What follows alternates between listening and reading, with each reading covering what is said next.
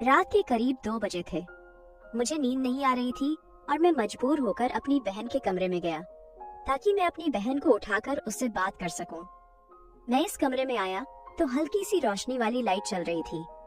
मेरी सारी बहनें सो रही थी और फिर मैंने अपनी बड़ी बहन को देखा। वह तो अपने कमरे में नहीं सो रही थी।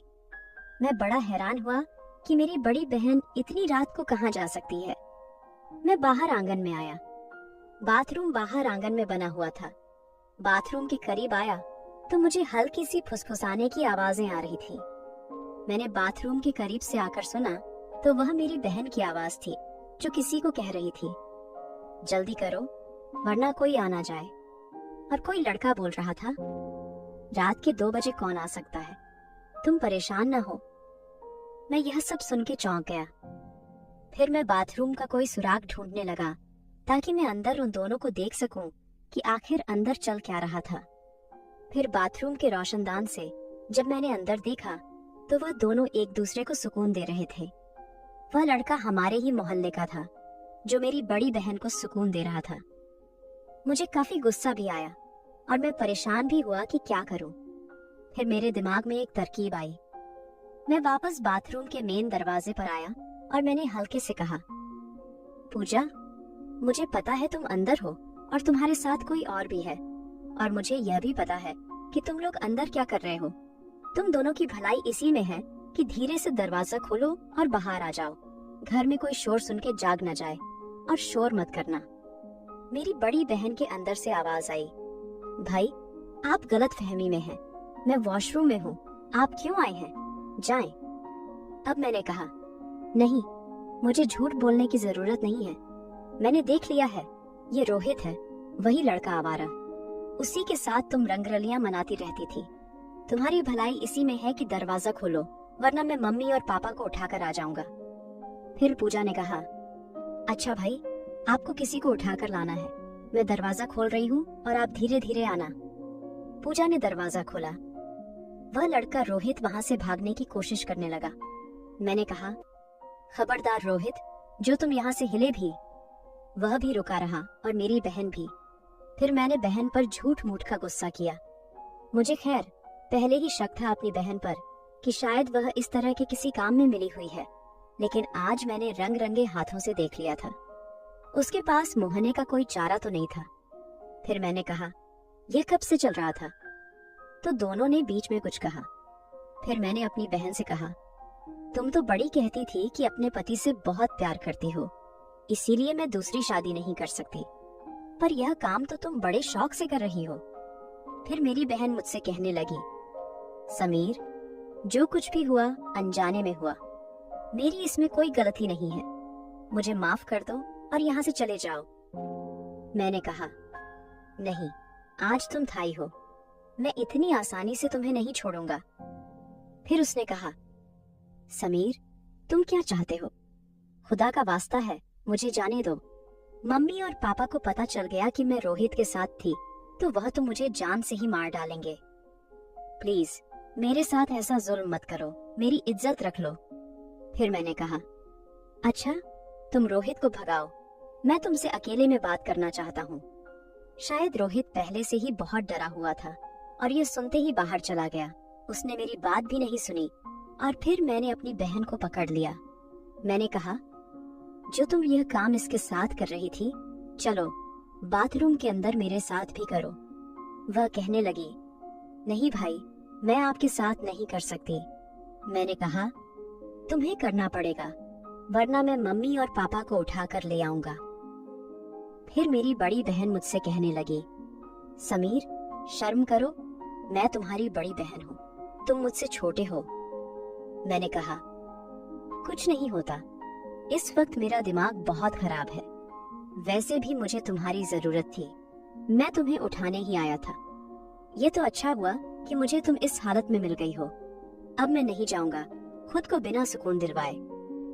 फिर मैंने उसे हाथ से पकड़ा और बाथरूम में ले आया। उसने कहा, अच्छा रुको रुको, मेरी बात सुनो पहले। मैंने कहा, एक हाथ में फिर बात बताती रहो। उसने कहा, नहीं, पहले मेरी एक शर्त है, मैं बाद में तुम्हें पूरा पूरा सुकून दूंगी। मैंने कहा, अच्छा बताओ, जल्दी बताओ, उसने कहा। अभी नहीं, वो मैं कल बताऊंगी। मैंने कहा, नहीं नहीं, ऐसा जुल्म मत करो, रात नहीं गुजरेगी। उसने कहा, पक्का वादा है, कल तुम्हें जरूर सुकून पहुंचाऊंगी। लेकिन वो ना मानी और फिर मैं वापस आकर अपने बिस्तर पर लेट गया। अब मुझे काफी देर तक नींद नहीं आई। मैं ऐसे ही जागता रहा और अपनी बहन के बारे में सोचता रहा कि वह कब से रोहित के साथ लगी हुई है। पता नहीं और किस किस के साथ वह है। जिस चीज से मैं डरता था वही काम मेरे घर में हो रहा था। मैं ऐसी चीजों से डरता था कि मेरी बहनें या मेरी मम्मी बाहर किसी के कहने में ना आ जाएं और यह काम ना कर लें। आखिरकार वही हुआ। खैर, मेरी आंख लग गई। आज मेरी आंख सुबह 9 बजे खुली। मैं बाहर आया तो मम्मी नाश्ता बना चुकी थी। मम्मी ने कहा, समीर, आज उठने में इतनी देर क्यों करती? मैंने कहा, हाँ मम्मी, बस आंख लग गई थी। मम्मी ने कहा, अच्छा, जल्दी से नाश्ता कर लो और फिर दुकान पर जाओ। मेरी मम्मी भी मुझे बहुत खूबसूरत और हसीन लगती थी, लेकिन मैं यही सोचता था कि उनसे बात कैसे करूं। फिर मैं इसी मौके की तलाश में था कि कब वो दिन आए कि मम्मी के साथ। खैर, मैंने नाश्ता किया। नाश्ता करने के बाद मैं अपनी बहनों के कमरे में गया। जब मैं गया तो मेरी बड़ी बहन अपने छोटे बेटे को नाश्ता करवा रही थी और मुझे देखकर मुस्कुरा भी रही थी। फिर मैंने अपनी बहन से कहा, एक बात बताओ, तुम्हारी क्या शर्त है? उसने कहा, भाई, आज दोपहर जब आप खाना खाने आएंगे तब मैं आपको बताऊंगी कि मेरी क्या शर्त है। मैंने कहा, अच्छा। फिर मैं अपनी दुकान पर आया। दुकान पर आया तो छोटू ने दुकान खोलकर सफाई सुथरा करके बैठा हुआ था। दुकान पर बैठे हुए मुझे अभी थोड़ी ही देर हुई थी कि जिसका जिक्र मैंने किया था, एक हमारे गांव की लड़की है जिससे मैं पसंद करता हूँ। उसका नाम पूनम है और वह इस मोहल्ले की सबसे खूबसूरत लड़की है। वह सौदा लेने के बहाने मेरी दुकान पर आई और मुझसे कहा, समीर, मैं तुमसे बहुत जरूरी बात करने आई थी। तुम्हारे पास कोई फोन है? मुझे दे दो ताकि मैं तसल्ली से तुमसे बात कर सकूं। फिर उसने कहा, दुकान पर मैं बात नहीं कर सकती। मेरे पास एक बटन वाला मोबाइल था। मैंने उसे वह मोबाइल दे दिया और कहा, जाओ, घर जाओ। फिर घर जाकर पूनम ने मुझे फोन किया। उसने कहा, समीर, मुझे तुम्हारी बड़ी याद आती है, तो मुझसे मिलने की कोशिश करो ना, रात भर तुम्हें याद करती रहती हूँ। मैंने कहा, मुझे तुम्हारी बड़ी याद आती है, लेकिन यह गांव है, यहाँ कोई होटल वगैरह तो मिलते नहीं कि हम वहाँ जाकर मिल लें। फिर पूनम ने कहा, मेरे पास एक तरकीब है, अगर तुम्हें अच्छी लगे तो। मैंने कहा, क्या? बताओ। उसने कहा, मेरे घर के पीछे कपास की फसल लगी हुई है। अगर उस कपास की फसल में कोई बैठ जाए तो कोई उसे देख नहीं सकता। अगर तुम कहो तो मैं रात को वहाँ आऊंगी, तुम भी आ जाना। वहाँ हम एक दूसरे से सुकून से मिल लेंगे। मेरा दिल तो बड़ा किया कि पूनम के साथ मिलूं, क्योंकि वो खूबसूरत बहुत थी। गांव में इतनी खूबसूरत थी कि सारे लड़के उसी के पीछे होते थे। लेकिन मैं डर रहा था कि अगर मैं पूनम के साथ रंगे हाथों पकड़ा गया तो ये गांव वाले मुझे छोड़ेंगे नहीं, और मेरा ध्यान दूसरी ओर भी था, मेरी बहन की तरफ। फिर मैंने पूनम से कहा, पूनम, वह जगह ठीक नहीं है, हम वहाँ नहीं मिल सकते, कोई और जगह सोचो। उसने कहा, प्लीज समीर, आ जाओ, मुझे तुमसे बात करनी है। और हाँ, घर वाले मेरा रिश्ता ढूंढ रहे हैं, कहीं ऐसा ना हो कि मेरी शादी कर दें। तुम अपनी मम्मी पापा से बात करो, मेरे घर रिश्ता भिजवाओ। मैं पूनम से प्यार तो करता था, लेकिन मैं अभी शादी नहीं करना चाहता था। मैं जिंदगी में अभी भी बहुत कुछ करना चाहता था। फिर मैंने कहा, पूनम, अभी तो मैं इतना अच्छा कमाता भी नहीं हूँ। तुम्हारे सामने की बात है, मेरी छोटी सी दुकान है, इससे बस मुश्किल से घर का खर्च चल रहा है। मैं अपने पैरों पर खड़ा हो जाऊं, फिर तुम्हारे घर रिश्ता जरूर भेजूंगा। फिर पूनम कहने लगी, तब भी जब मैं किसी और के घर चली जाऊंगी? मुझे कोई जरूरत नहीं है इतनी दौलत की। जिस हाल में भी तुम रखोगे, मैं उसी हाल में तुम्हारे साथ राजी हूँ समीर। खुदा के लिए मैं तुम्हारे बगैर नहीं रह सकती। हालात कुछ मेरे भी ऐसे ही थी। पूनम से शायद मैं सच्ची प्यार करता था। दिल तो मेरा भी चाहता था कि मैं शादी कर लूं, लेकिन मैं ना करूं, मैंने देखा है कि जो जल्दबाजी में शादी कर लेते हैं और फिर कमाने के लिए उनको बाहर जाना पड़ता है, उनकी औरतें यहाँ अकेले किसी और के साथ। इसलिए मैंने सोचा कि मैं अब तक शादी नहीं करूंगा, और अगर करूंगा तो मैं अपनी बीवी को सारी जिंदगी हमेशा अपने साथ ही रखूंगा। ये मैंने सोचा हुआ था। बड़ी मुश्किल से पूनम को मैंने समझाया। मैंने कहा, अभी कुछ सब्र करो, मैं अपने पैरों पर खड़ा हो जाऊं, फिर तुमसे जरूर शादी करूंगा। पूनम कहने लगी, अच्छा ठीक है, तुम रात को इस फसल में आना, मैं तुम्हारा इंतजार करूंगी। मैंने कहा, पूनम आज तो नहीं, हाँ मैं तुम्हें जरूर बताऊंगा। उसने कहा, अच्छा समीर, तुम्हारे पास कोई छोटी सी तस्वीर होगी? मैं उसे हमेशा अपने सीने से लगाकर रखूंगी। जब भी तुम्हारी याद आया करेगी मैं उसे देखा करूंगी। मैंने कहा, अच्छा कल जाऊंगा या आज किसी भी टाइम जाऊंगा। पासपोर्ट साइज तस्वीर बनवा कर आऊंगा और मेरी दुकान पर आ जाना, फिर मैं तुम्हें दे दूंगा। उसने कहा, अच्छा ठीक है। फिर उसने कहा, अच्छा ये मोबाइल लेने के लिए इस छोटू को भेजो जो तुमने दुकान पर रखा हुआ है। मैंने कहा, अच्छा ठीक है। फिर मैंने छोटू को भेजा। मैंने इस छोटू को कहा, जाओ और वह मोबाइल लेकर आओ। वह मोबाइल लेकर आया। कब दोपहर हो गई मुझे पता ही नहीं चला।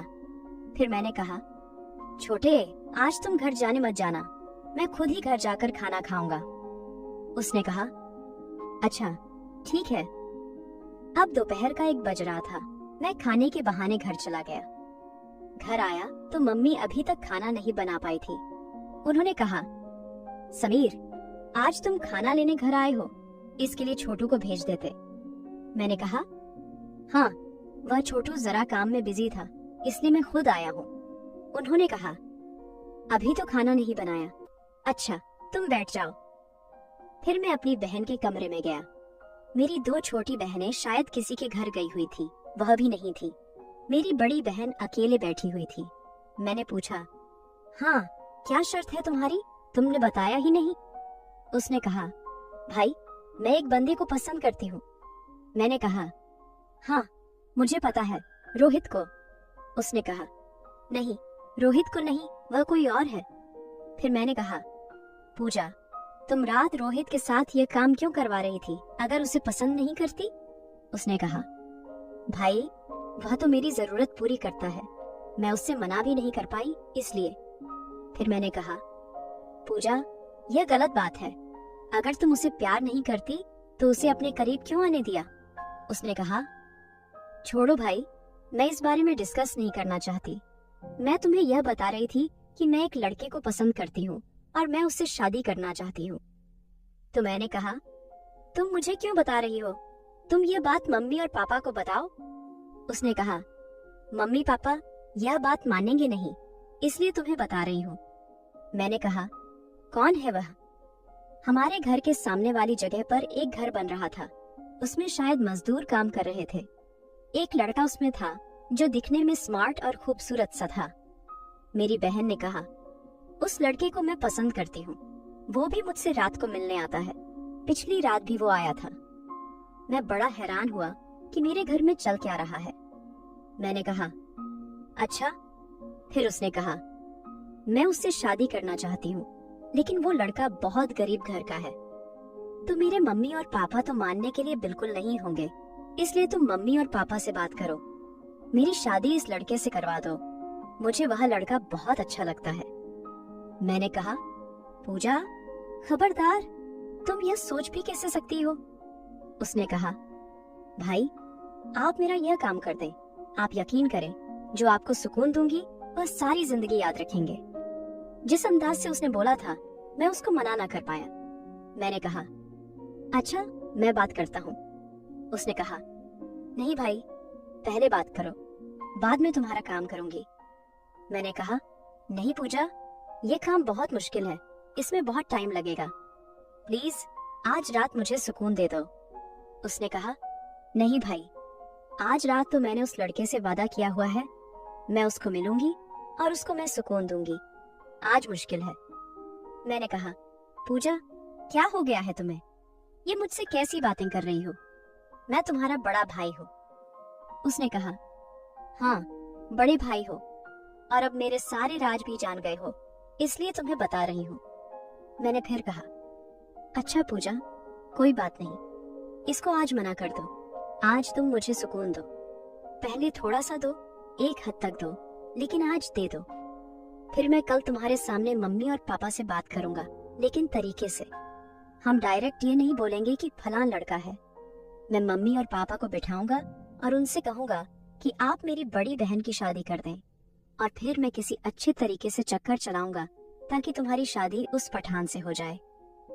मेरी बहन ने कहा, हाँ, ये काम कर दो, पूरी जिंदगी तुम्हें सुकून देती रहूंगी। मैंने कहा, आज रात मेरे कमरे में आना, तुम्हारे साथ तो मेरी दूसरी बहनें भी सो रही होती हैं, इसलिए मैं तो यहाँ नहीं आ सकता, तुम आ जाना। उसने कहा, आज नहीं, कल आऊंगी। मैंने कहा, नहीं, आज तुमने हर हाल में आना है, वरना मैं आज तुमसे उस लड़के को नहीं मिलने दूंगा, सारी रात जागता रहूंगा। उसने कहा, अच्छा, रात को 1 बजे तुम्हारे पास आऊंगी, 20 मिनट तुम्हारे साथ रहूंगी, और फिर 2 बजे वह लड़का आएगा, फिर मैं उससे थोड़ी देर में मिलूंगी। मैंने कहा, अच्छा, ठीक है। और फिर वो चली गई। खाना खाकर मैं अपने कमर चला गया और सोचना लगा कि कब मेरी बहन मेरे कमरे में आएगी।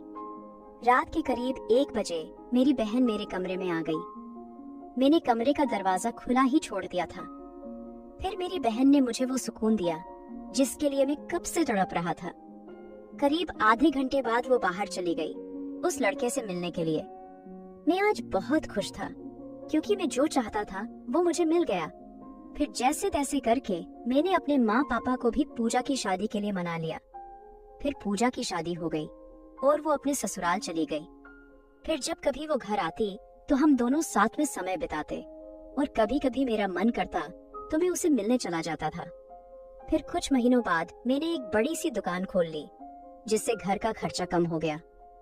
और फिर मैंने पूनम के घर वालों से बात करके उससे शादी कर ली, और फिर हम दोनों खुशी खुशी रहने लगे। तो दोस्तों, आपको ये कहानी कैसी लगी? कमेंट करके जरूर बताएं।